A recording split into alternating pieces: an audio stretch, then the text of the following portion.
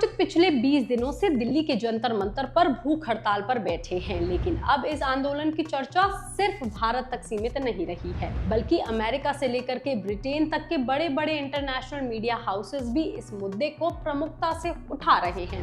New York times ने इसे लाखों भारतीय छात्रों के न्याय की लड़ाई से जोड़ दिया है।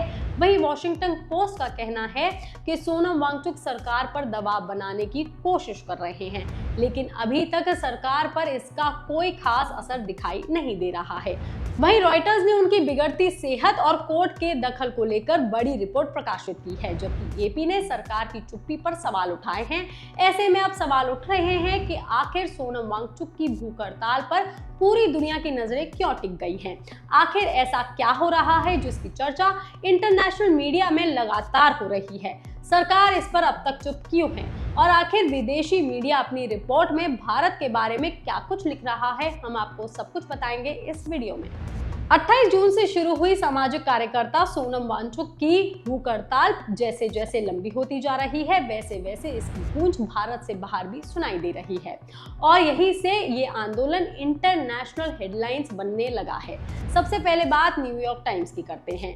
अमेरिका के इस बड़े अखबार ने अपनी रिपोर्ट में लिखा है कि सोनम वांगचुक की भूख हड़ताल ने लाखों भारतीय छात्रों के न्याय की मांग करके आंदोलन को नई रफ्तार दे दी है। रिपोर्ट्स के मुताबिक वांगचुक सिर्फ एक प्रदर्शनकारी नहीं है, बल्कि शिक्षा सुधार की लड़ाई की एक बड़ी आवाज बनकर के उभर रहे हैं। इंटरव्यू में खुद सोनम वांगचुक ने कहा है कि पीड़ित लोग अक्सर अपनी आवाज खुद नहीं उठा पाते, लेकिन इस बार युवा खुद आगे आए हैं। ऐसे में उनका साथ देना जरूरी था। उन्होंने ये भी कहा है कि उन्होंने शिक्षा सुधार की लड़ाई आज नहीं बल्कि करीब 40 साल पहले ही शुरू कर दी थी। हालांकि न्यूयॉर्क टाइम्स ने अपनी रिपोर्ट में ये भी लिखा है कि सरकार ने अब तक इस आंदोलन की सबसे बड़ी मांग यानी कि शिक्षा मंत्री धर्मेंद्र प्रधान के इस्तीफे की मांग पर कोई औपचारिक प्रतिक्रिया अभी तक नहीं दी है। वही आप बात करते हैं वॉशिंगटन पोस्ट की। इस अखबार ने अपनी रिपोर्ट में लिखा है कि सोनम वांगचुक लगातार सरकार पर दबाव बनाने की कोशिश करते जा रहे हैं, लेकिन फिलहाल सरकार पर उसका कोई खास असर नहीं दिखाई दे रहा है। रिपोर्ट में प्रदर्शन स्थल का भी जिक्र किया गया है, जहां लगातार भूख हड़ताल की वजह से वांगचुक काफी कमजोर नजर आ रहे हैं। वॉशिंगटन पोस्ट की रिपोर्ट के मुताबिक वांगचुक का कहना है कि अगर लोकतांत्रिक तरीके से अपनी बात नहीं रखी जाएगी तो फिर रास्ता क्या बचेगा। उन्होंने कहा है कि भूख हड़ताल हिंसा का नहीं बल्कि सरकार तक अपनी बात पहुंचाने का शांतिपूर्ण तरीका है। इसी बीच ब्रिटेन की न्यूज एजेंसी रॉयटर्स ने भी इस मामले को प्रमुखता से उठाया है। रॉयटर्स की रिपोर्ट के मुताबिक दिल्ली की अदालत ने सरकार को सोनम वांगचुक की सेहत पर लगातार नजर रखने के निर्देश दिए हैं। रिपोर्ट्स में कहा गया है कि ये पहला मौका है जब अदालत ने इस आंदोलन में दखल दिया है और अगर उनकी हालत ज्यादा बिगड़ती है तो उन्हें अस्पताल भी ले जाया जा सकता है।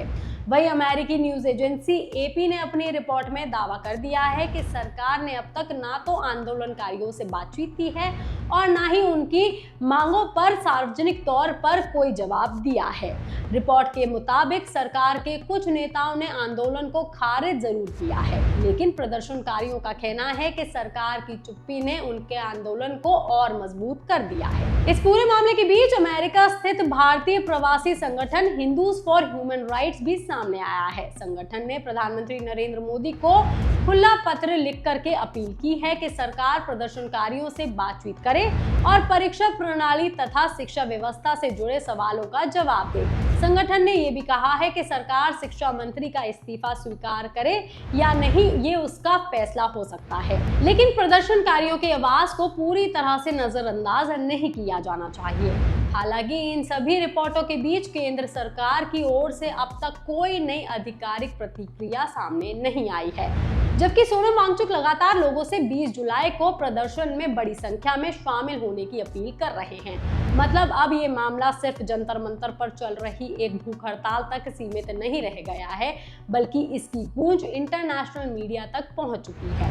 एक तरफ विदेशी अखबार और न्यूज एजेंसियां इसे भारत के छात्रों और शिक्षा व्यवस्था से जुड़ा बड़ा मुद्दा बता रही हैं, तो वहीं दूसरी तरफ सरकार अब भी अपने रुख पर कायम नजर आ रही है। ऐसे में सबसे बड़ा सवाल यही है कि क्या बढ़ता अंतर्राष्ट्रीय दबाव सरकार के रुख में कोई बदलाव ला पाएगा या फिर यह आंदोलन इसी तरह से आगे बढ़ता रहेगा। इस पर आपका क्या कहना है, आप हमें कमेंट करके जरूर बताएं। बाकी तमाम खबरों के लिए आप देखते रहिए लोकमत हिंदी।